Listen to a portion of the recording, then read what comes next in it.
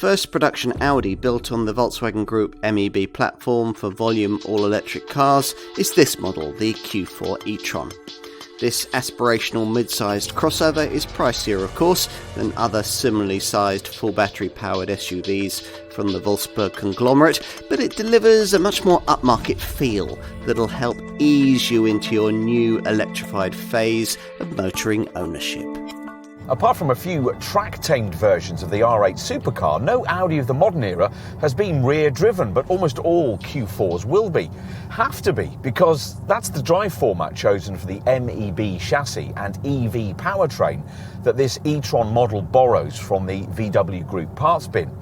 Two flavours of this confection are offered in the mainstream Q4 range, starting with the 35 e-tron package that gives you a 170 PS electric motor mated to a 52 kWh battery.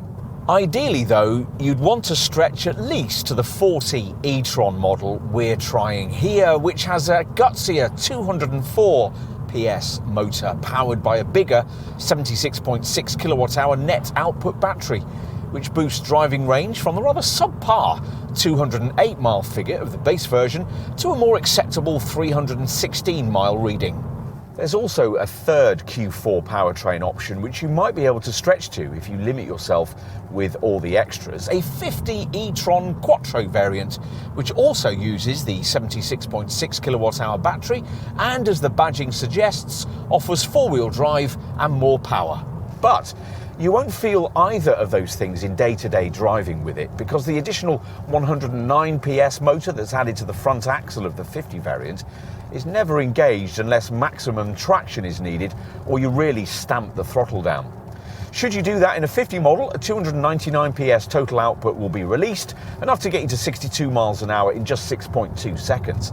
That's quite a bit quicker than the two rear-driven versions. The 35 derivative manages 62 miles an hour in 9 seconds, while this 40 version takes 8.5 seconds, both being limited to a top speed of just 99 miles an hour, which seems rather 70s-like.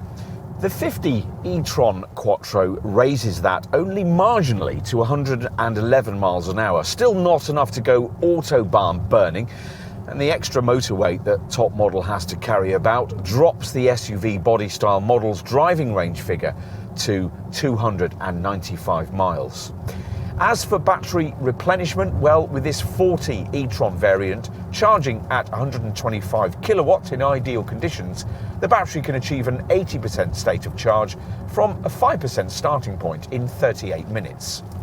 If you're using a conventional 7 kilowatt garage wall box, a Q4 40 e-tron can charge 255 miles of range in 8.25 hours. Here we've got what Audi calls the next step in its design language for electric models, an approach heralded by the Q4 concept car the brand unveiled back at the Geneva Motor Show in 2019. A lot's changed in the world since then, of course, but the look of this Q4 hasn't. The shape characterised by short overhangs, large wheels and a surface treatment that's clear and pared back, but also intersected by super precise high-definition lines. You might struggle to call it pretty, but it's certainly striking, especially in the alternative Sportback e-tron form that offers a sportier looking body style option for prospective Q4 folk. Right, enough with the outside, let's take a look in the cabin.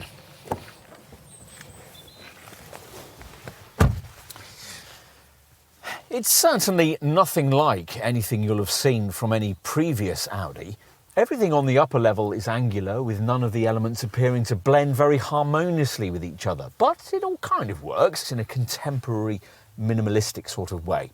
There's an unusual jutting lower console trimmed in smudge-worthy piano black for the neat little gear selector slider, and just above, the silver-trimmed central fascia section incorporates horizontal vents and the 11.6-inch MMI Navigation Plus central display with a sweep across the cabin that gets interrupted by this beady-browed instrument binnacle.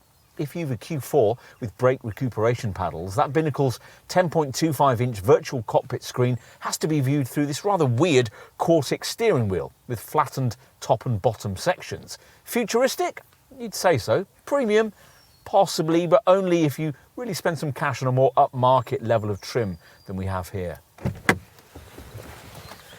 Right, time to take a look in the rear. The need to house the big battery under this rear bench brings with it the benefit of positioning back seat folks 70mm higher than those in the front, giving them an excellent view forward, though a little at the expense of headroom. It's also a wider cabin than you'd expect a relatively compact mid-sized SUV to be able to provide, and with no central transmission tunnel to obstruct things, 3 adults could actually fit reasonably easily into the back of this car. Let's finish with a look at the boot. Unlike in volume versions of the ID4, power assistance for this tailgate is standard across the range, and it rises to reveal a 520-litre space in this SUV model. Curiously, it's actually more in the Sportback version, 535 litres.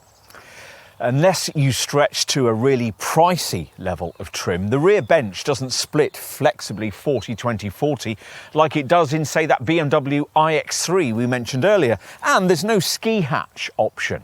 Flattening this 60-40 split rear bench frees up 1,490 litres of capacity loaded to roof height. It's 1,460 litres with the Sportback body style. In surveying the VW Group MEB platform, mid-sized SUV electric vehicles launched to date, we always felt that this Wolfsburg conglomerate was leaving room for an Audi model able to deliver this engineering with a touch more polish and driver-orientated luxury. And so it proves here. The Q4 e-tron has the size of a smaller mid-sized EV, but the finish, luxury and to some extent the driving dynamics of an electric crossover from the next class up. That for larger EV models like the Jaguar I-Pace and the Mercedes EQC. In that respect, it's far more like a BMW iX3 than a Volkswagen ID4. If you're looking at those Jaguar, Mercedes or BMW models, we think you should be looking at a Q4 e-tron too, because it'll satisfy you in much the same way. If that's your perspective, the premium prices being asked here will seem reasonable. If it isn't, you'll start to question just why a car which shares pretty much every significant aspect of its engineering with comparable Volkswagen, Skoda and Cupra EVs can be worth so much more. A matter of perspective then. With Audi, 'twas ever thus.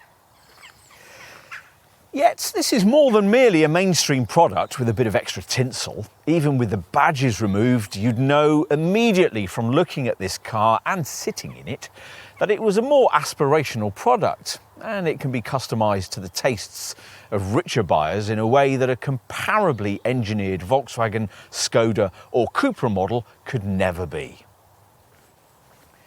Aside from the question of price, the main issue you might have here is one of driving range, which sees this Audi lagging a little behind class leaders in this regard, or quite a lot behind in base 35 e-tron form. You can bet the engineers are working feverishly on that.